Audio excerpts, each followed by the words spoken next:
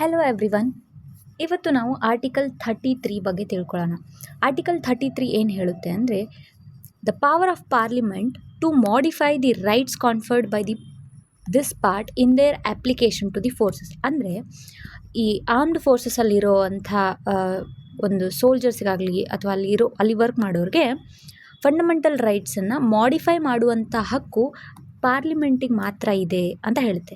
ಹಾಗಾದರೆ ಯಾವ್ಯಾವ ಫೋರ್ಸಸ್ಸಿಗೆ ಇದು ಅಪ್ಲೈ ಆಗುತ್ತೆ?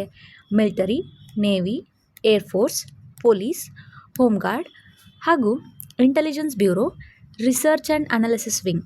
ಸೊ ಇವರೆಲ್ಲರಿಗೂ ಇದು ಅಪ್ಲೈ ಆಗುತ್ತೆ. ಏನು ಮಾಡುತ್ತೆ ಪಾರ್ಲಿಮೆಂಟ್ ಅಂದರೆ, fundamental rights of these forces can be restricted or abrogated.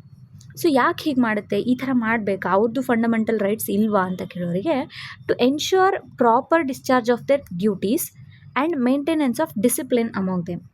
So I hope article 33 ನಿಮಗೆ ಈಸಿಯಾಗಿ ಅರ್ಥ ಆಗಿದೆ. So follow for more articles Sadhana spear.